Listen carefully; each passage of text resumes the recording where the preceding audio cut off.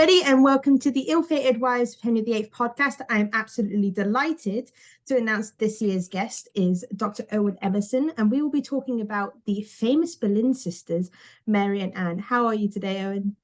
I'm very good, thank you. Thank you so much for having me on your podcast. It's an honour. It's an absolute pleasure for us, especially with talking with such a massive expert on the Boleyns. You are quite known in the industry as almost the Anne Boleyn expert, aren't you? Bless you. It's very, very kind. There are a number of us who have been sort of lifelong Boleyn fans, so I'm very proud to be amongst them. So to right into the questions, one of the most known facts about Mary and Anne Boleyn is that they were both the mistresses of Henry VIII. But one thing that I think is quite overlooked is the sisters' relationship. And that's what we're going to be talking today. So the first question is, do you believe the sisters were close? Because there is a noticeable gap. We don't quite know the date of birth of the sisters, but it's believed that Mary was the elder. Is there any evidence to show that there was any bitterness between them, any rivalry?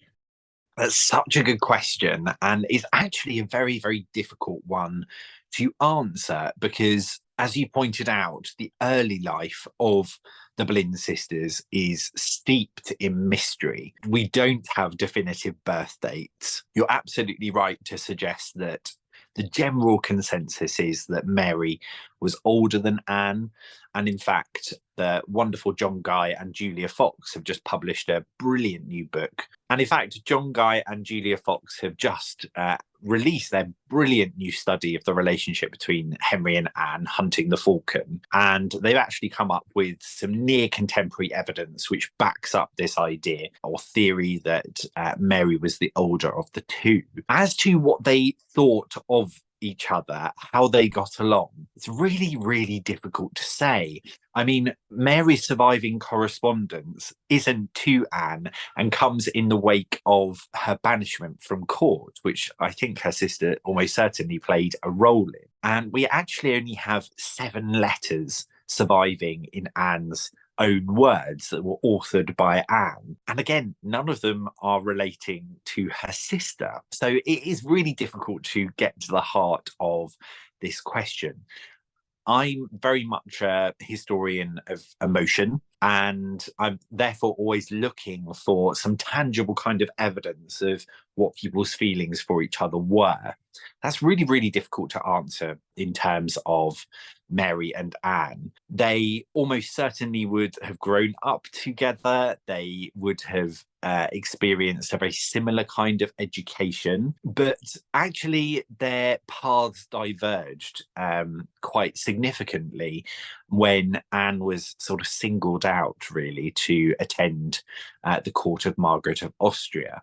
It's yes, very, very tricky to say. I do think the Boleyns generally were very close. We know that Anne and George had a particularly close relationship. They were thick as thieves, as Dr. Laura Mackay always says. So I do think they were afforded a similar education. We can tell from Mary's only surviving letter that she was very eloquent, well educated too. But I can't really answer what their relationship was like. We just don't have enough evidence. And do you feel like the reason we don't have much evidence is that after the Boleyns fell from grace and things, a lot of their items or a lot of the things that they held close to them were destroyed, perhaps, just to remove them from existence? And might that have been perhaps evidence that Mary and Anne were close, especially when they were sisters, of course? Yeah, it's certainly a possibility. I mean, the reason that we don't know when the Boleyn's siblings were born is because, unfortunately, they're just slightly too early. Compulsory recording in churches of births doesn't happen until 1538.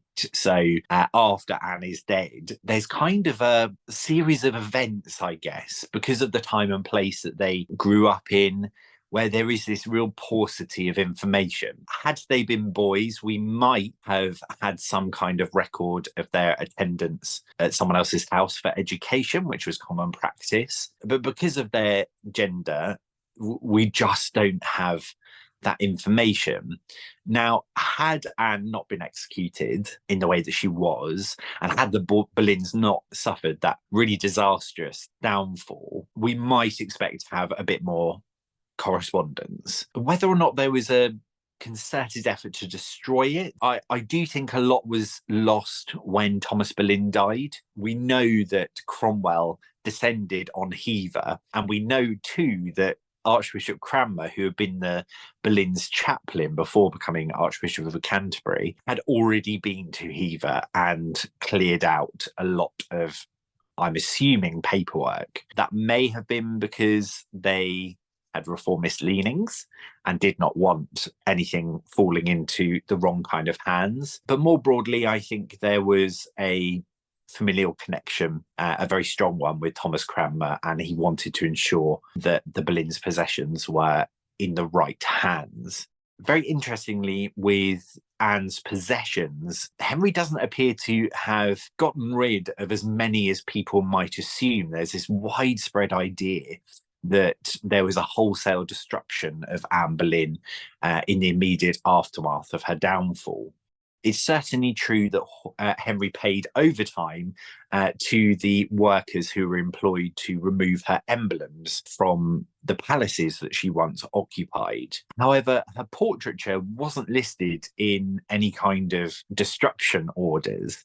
And actually, if we look at the inventories taken upon Henry VIII's death, there are numerous items relating to or having belonged to Anne Boleyn still in Henry's possession. So I don't think there is a wholesale destruction, but rather a question of why things would be kept and who would keep them. So yeah, all of that sort of has conspired, I think, to mask exactly what these relationships were like. And I think that's an interesting thing that you mentioned, the Henry trying to destroy all of Anne, because we see so many examples of things that belong to Anne. And I think it's so funny that the amount of people that say that this was kind of Anne getting back at Henry from the grave because he couldn't completely get rid of her, especially since she had Elizabeth. And I think that's something that drives so many to be fascinated with her, is that she's got so much mystery around her, and especially with her sister, because she was the first to be Henry's mistress, and the fact that she almost is shrouded in mystery as well. She's kind of overlooked as well, and that's something that I think a lot of people want to know about. And that kind of drives us to the next question of Mary being Henry's mistress. Might there have been an issue with Anne in terms of her now becoming Henry's mistress? She's now married to Henry VIII. Would there, or could you assume there might have been an issue with Mary having had relations with her now husband, and might that have spiked a little bit of bitterness or almost jealousy between them, knowing that her sisters had carnal relations with her husband? That is such a great question, and it will involve some speculation on my part, chiefly because we really don't have a sense of how serious or long Mary's relationship with Henry was. We actually only really know that it happened because Henry confirmed it did when he was asked if he had slept with Elizabeth Boleyn, Mary and Anne's mother, and Mary, and he retorted with never the mother. So by omission, he was there admitting to having had relations with Mary.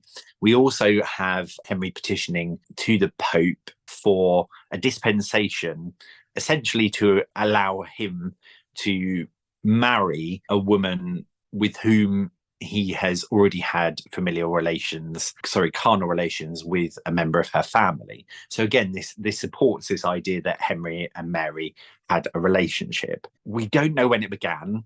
We don't know when it ended. And as the wonderful historian Claire Ridgway often says, the paucity of evidence might as well tell us that they only had a one-night stand. We just know that at some point, Henry slept with Mary Boleyn. It might have gone on for years.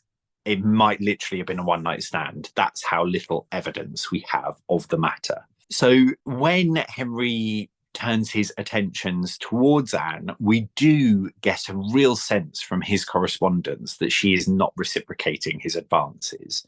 In fact, Henry is often rebuking Anne for not replying to his letters.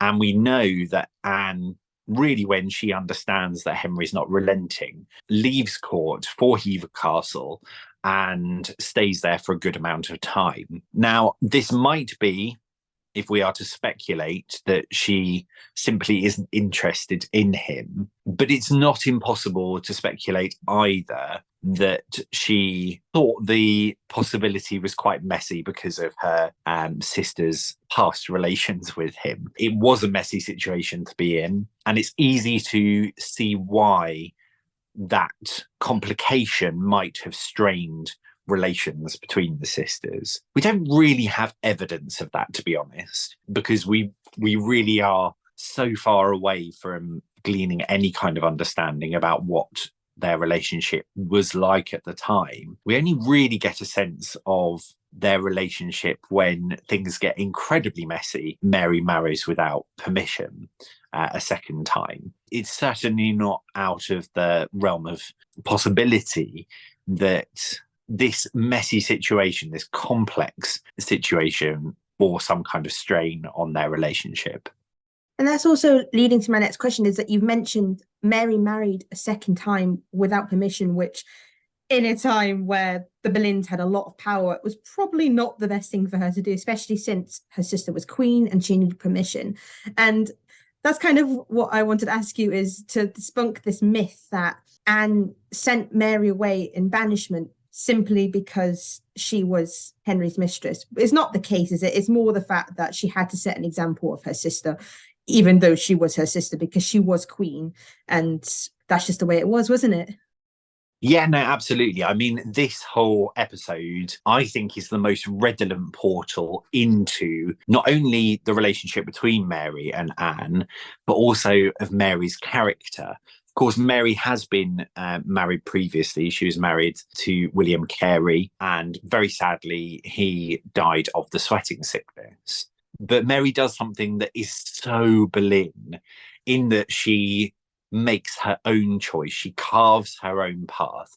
And we can see this again and again and again with the Boleyns, not least Anne Boleyn, who tried and ultimately failed to carve out her own marriage prospects with Henry Percy, and also who laid down the terms of her acquiescing to Henry VIII as well. She wasn't going to be a mistress. She wasn't going to be an official mistress. She was going to want a ring on her finger and also a crown on her head. So we can see that there is this trait with the Boleyns of carving one's own path and to hell with the consequences.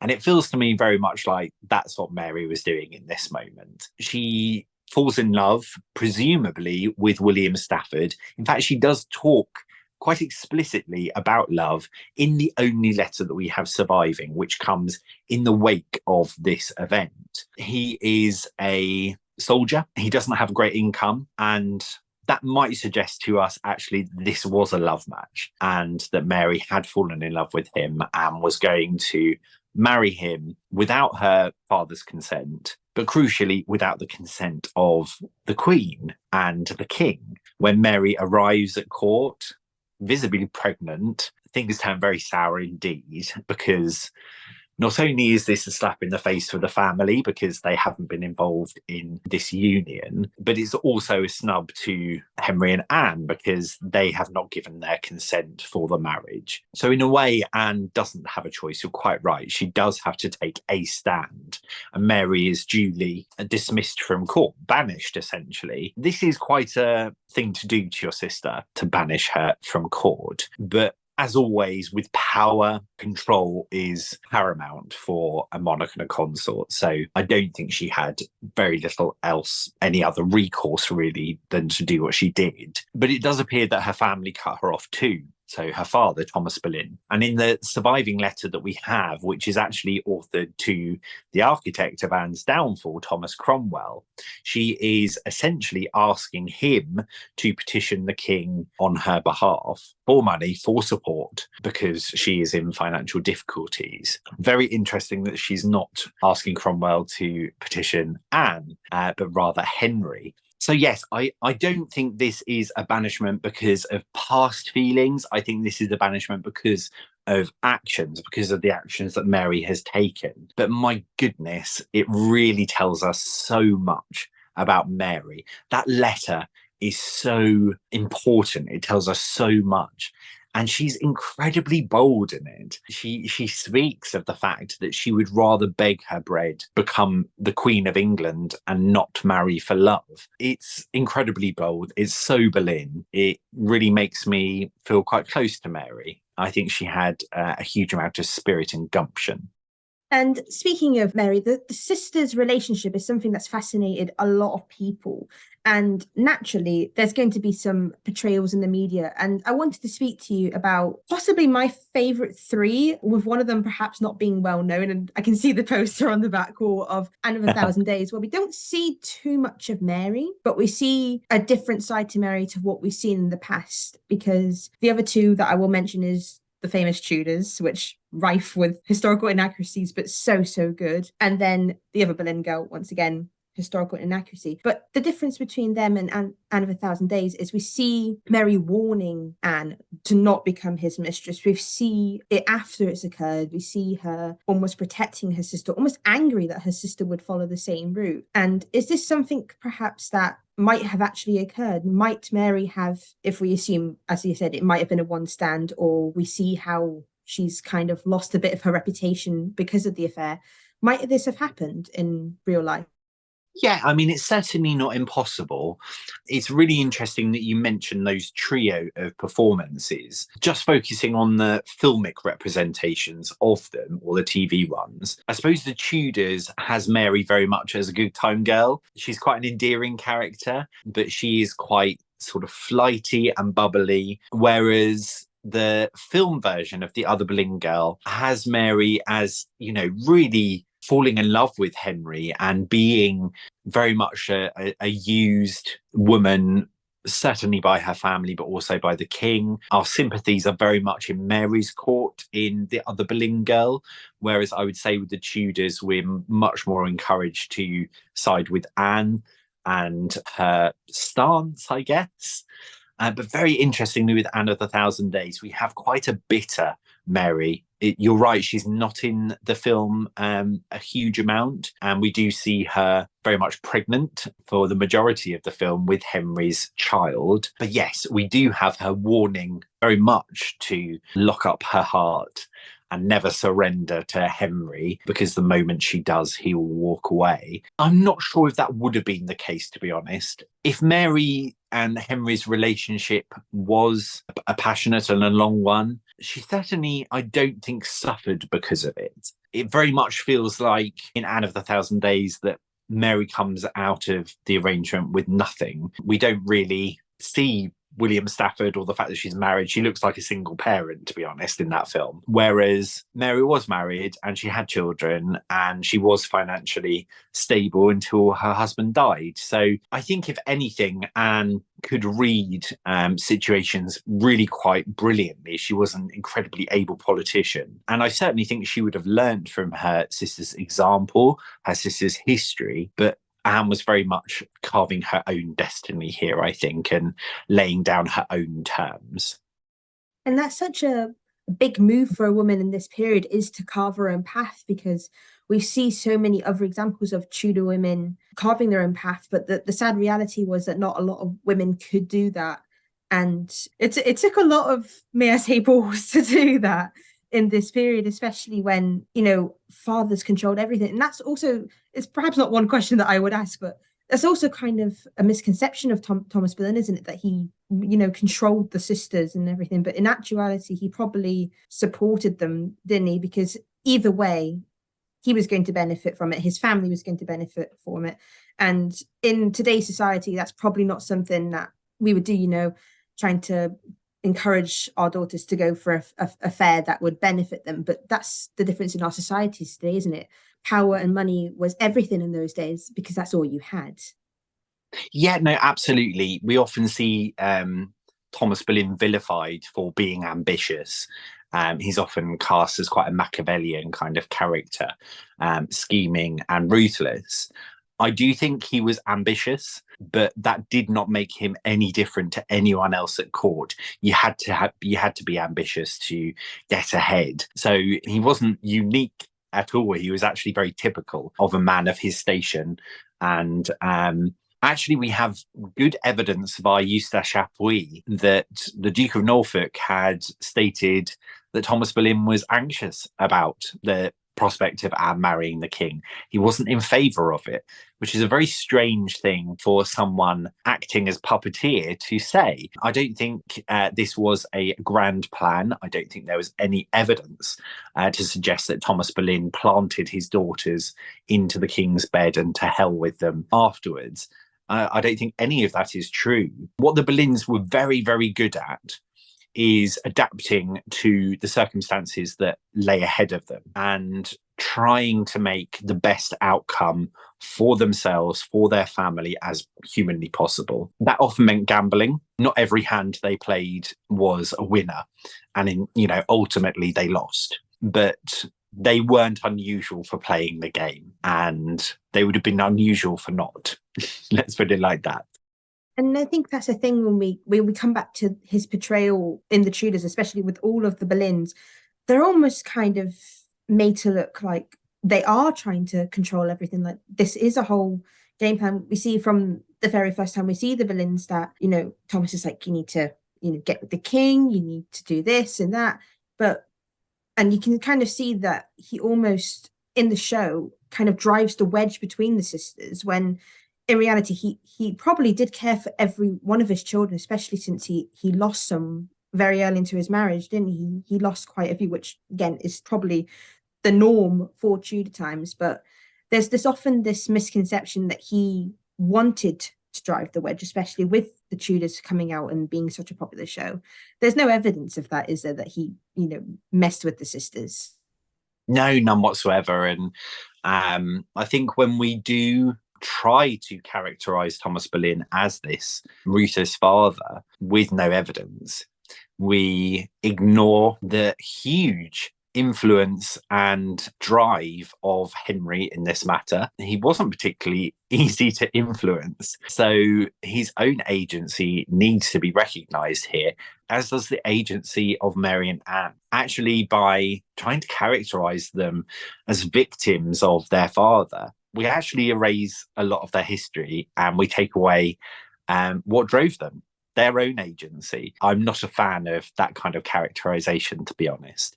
And I'm much, much more interested in unpicking the evidence that we have about what, in particular, Anne, because of the balance of evidence that we have in her favour compared to Mary, what drove her? What did she want out of the situation? How did she go about bringing change in her life? What role did she play in putting that crown on her own head? And there's a lot of evidence to say that she was a very active participant, that she drove events, that she was a great politician, that ultimately she fell because of numerous reasons, not least because of her inability to take a backseat position.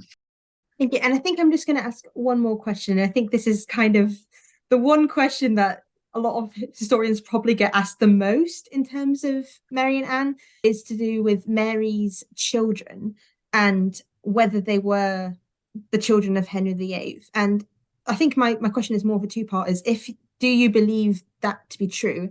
And if so, do you think Anne was aware that they were his, that might have had an effect on their relationship?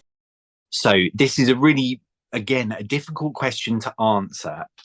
I don't think there's any evidence or likelihood of Henry Carey being Henry's. I think his birth is just too late in the 1520s to be credibly Mary's, unless their relationship was a long one and all of the evidence for that has been lost. There is a possibility, I think, and my sort of understanding of that possibility has been dramatically shifted by a brand new book by the wonderful Wendy J. Dunn of Catherine Carey. I don't rule out the possibility now that Catherine may have been fathered by Henry. One of my reservations about it is always that we just don't have that proof. But then I do think dates-wise, it's a possibility. We know how close Catherine and Elizabeth were, almost like half sisters, I guess. So I certainly don't rule that possibility out now. I would love to find a bit more detail to make me slightly more sure. But as to whether it affected the relationship of Anne and Mary, I don't think we got any evidence of that, to be honest. We know that Anne takes on the wardship of Mary's son, and that isn't an unusual thing to do, particularly because Mary was in financial hardship at the time. So it would have provided her with quite a nice income. That in itself suggests good relations, I think, between Mary and Anne. It certainly doesn't suggest hostile ones to me. I do think if the son had been sired by Henry, that it might have opened up the possibility of difficulty, particularly because Henry did acknowledge his illegitimate son, Henry Fitzroy, with Bessie Blount, and even threatened or spoke about the possibility of legitimizing him. So I think that could have posed, if Henry Carey had been sired by Henry, that could have led to more familial disputes between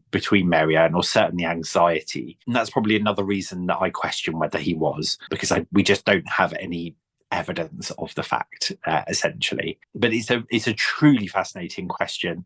So many people are related to Mary Boleyn. If you look at To the Boleyns via Mary, I think I worked out that because of the generational difference and because of the enormous amount of children that Mary's offspring had, there's something like 170,000 descendants from Mary Boleyn now. I think. Let's hope that I'm one of them. Hey, there we go. That would be great, wouldn't it? So this is a question that is often brought up because people want to know the answer to where their heritage actually lies. Is it with Carey or is it with King Henry VIII? So it is an ever-present question. It's a great one. I just wish there was more evidence. And that's the sad thing with the Boleyns, I must say the Tudors there, that there just isn't enough evidence for the many, many questions that we have. And I think there's just some things that will never get answered, especially with Anne Boleyn. I think that Henry did his best to try and erase her from everything. I mean, we can't even get an official portrait. We have so many portraits of her. We can't say for definite that's the one that it is, because many of them were made either after Anne's death or way, way after Anne's death in the later centuries. And I think that's something that draws us to her. And I think that's what makes her such an inspiring person to look up to know that she went from potentially marrying someone of her station to becoming a queen. And I think that's also something that we need to take in with Mary, is that she married for love in a time where that wasn't allowed. And is that kind of the reason that you went for the Boleyns? I know that we don't have very much time left, but is that something that drew you towards studying the Boleyns? Yeah, very much so. They've always fascinated me. And I think increasingly they fascinate me because there isn't enough evidence to really satiate my thirst for it. I'm constantly hunting for more information because I've got so many questions that are unanswered.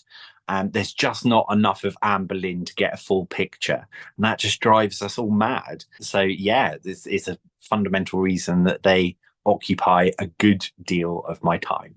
And I think that's all we have time for today, Owen. Thank you so, so much for talking to us today about the fascinating Boleyn sisters. And I hope you have a lovely day. Oh, thank you so much. It's been an absolute pleasure. Thank you so much. This is the ill-fated Wives of Henry VIII signing off, and I hope you have a lovely day.